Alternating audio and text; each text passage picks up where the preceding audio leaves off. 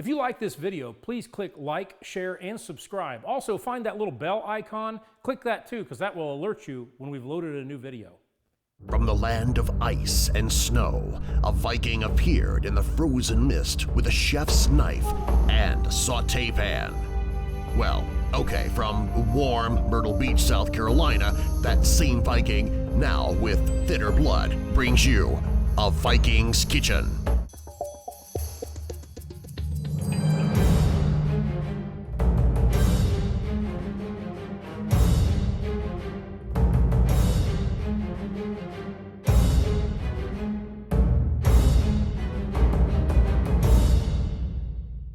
Bacon and eggs. Why am I tackling something so easy as bacon and eggs? Because a lot of people don't know how to cook bacon and eggs. So here is your lesson for the day. Start out with a good bacon. We're going to render the fat from that and use it to cook the eggs in. You want about 70-30, 70% meat, 30% fat, maybe 60-40. You don't want it all the way lean because you'll end up with no fat rendered from it, and you don't want all fat because, well, that's not going to be very tasty in the end. It'll be tasty, but not what you want. As far as your eggs go, I've already preheated the pan. You can see it's starting to cook the bacon. The bacon, if your adjuster here is 0 to 10, about a 6, 6.5 is what you're going to want to cook the bacon at. What I do is I buy a big allotment, and then I take and I section it off and freeze it.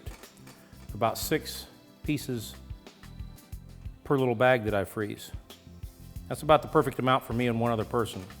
And if you have guests coming over, then you just pull out 2. So I'm gonna let this cook. About 6, 6.5, 0 to 10. You don't want to fry bacon on high like you're charring a steak. And you don't want it too low because it's going to absorb all the fats and the grease back into it.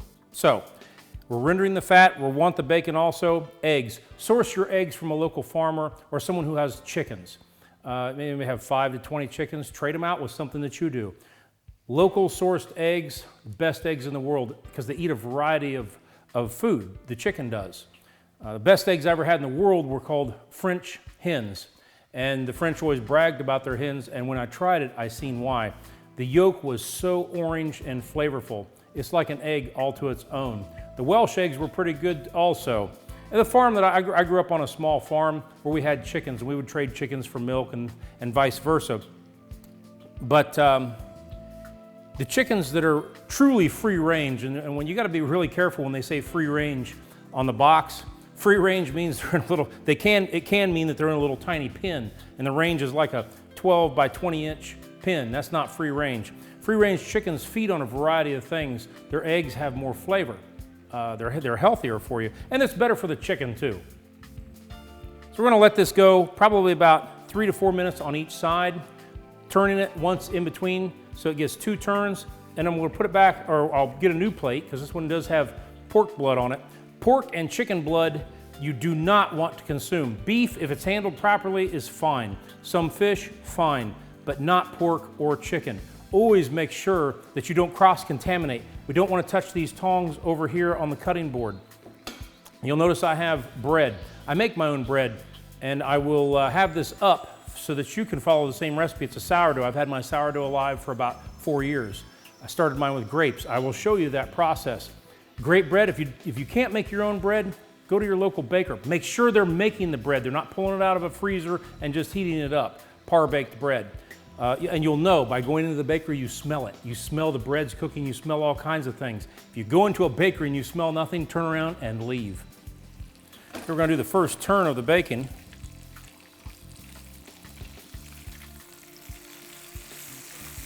I always tell you about hot spots. You can see here where the center of the pan is always a little bit hotter than the outside. No matter how good a pan you have, you'll have a little bit of that, not much. So what you can do at that point is you can rotate this to the side, and you've moved it.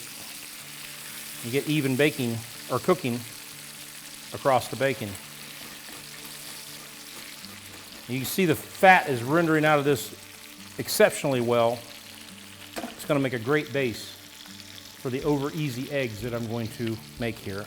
Okay, it's time to turn these once again.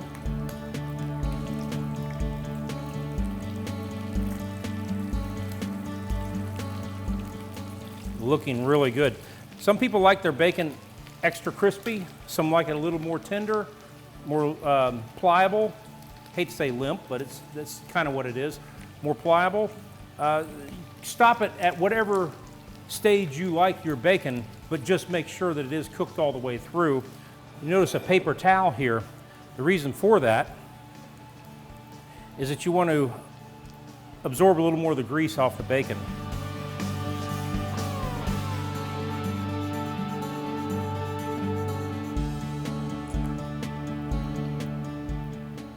Letting some of the excess grease fall back into the pan. Okay. I'm going to set this aside. Actually, I'm going to go ahead and start cooking, but I'm going to drop the temperature. Had it on about a 6.5. I'm dropping it back to slightly under 5, which is slightly half the power of this range, because you don't want to cook eggs too fast.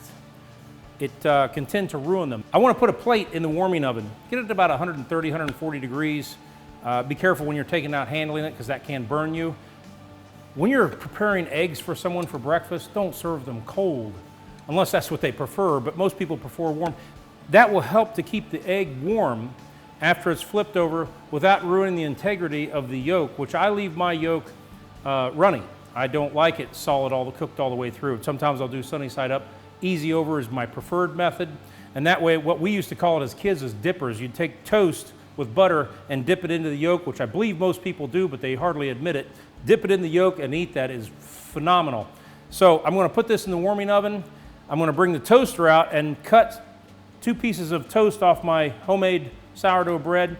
Get that going so it all comes out together, served, warm toast, warm eggs, ready to go.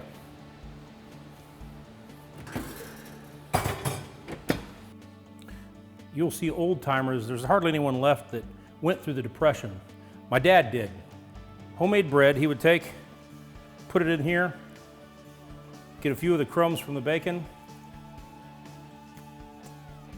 Heart attack on a finger stick. No, they called it SOP, S-O-P back then. And what it was, they were lacking in their diet so much at that time because of lack of food, that this was a great way to get fat into the system. And if you have no fat in your diet, you're gonna have a lot of problems. That doesn't mean that you eat pounds of bacon, pounds of cheesecake every day, but you do have to have a balance.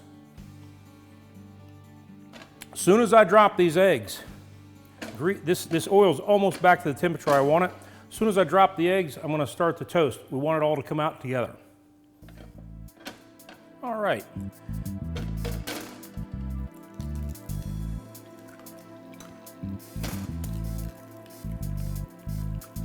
Beautiful. Start the toast. Now, before we let the egg get any more done on top, I'm going to add some salt and pepper. If you're cooking for someone, always ask, you know, can they have salt? Some people can't. They're on an extremely low sodium diet, and this would not be the type of oil you'd want to use. You'd want to use like an avocado oil, coconut oil, or olive oil, which I use a lot of. Ask them. But if they can have salt, don't put salt and pepper on the eggs after they're cooked. It doesn't cook into the egg. It's like when you travel from the south up to the north, which I go up north occasionally, you can't find sweet tea. Well, now that they've got Chick-fil-A up there, you can. But they hand you a glass of iced tea and a packet of sugar. It's not going to dissolve in there. Same thing with cooking this. You want it to dissolve. Become one with the egg. Now, if we're going to go if we're going to go sunny side up, we would leave this sunny side up, yolk up, and just let it cook till the white, or till the, to the white of the egg becomes white and not translucent.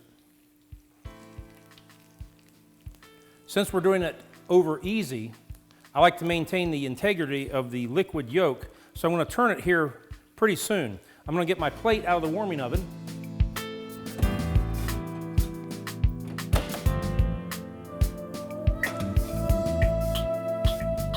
See how that's floating around in there? That's what you want. Take and turn it. Turn it. I'm gonna give it about 5 to 8 seconds. I'm gonna take it off.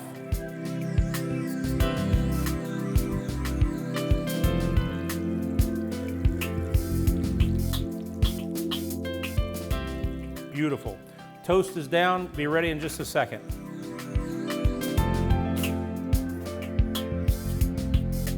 Okay, I'm going to apply the butter to the toast.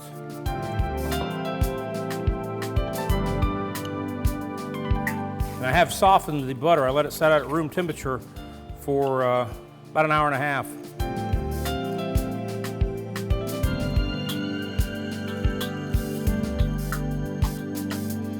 Stay away from processed fats. You'll see me use margarine occasionally with baking because it requires it, the molecular structure of the fat. Always use butter, natural oils. If you're coconut oil, avocado oil, olive oil is my favorite of those kind of oils. Butter, natural ingredients. Ration yourself a little bit. Don't eat a pound a day, but stick with the real stuff. It's what our bodies have been used to for hundreds of thousands of years. I like to cut mine at a bias. The reason for that is I can dip right into that yolk.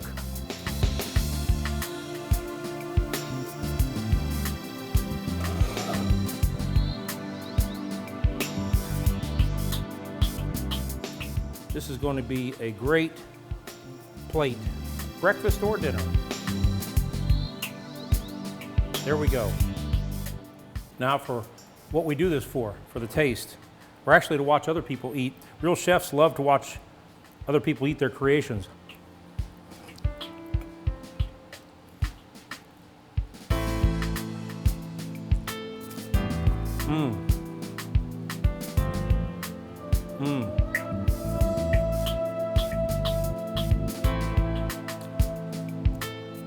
You get the essence of the bacon fat up inside the egg, rich yolk,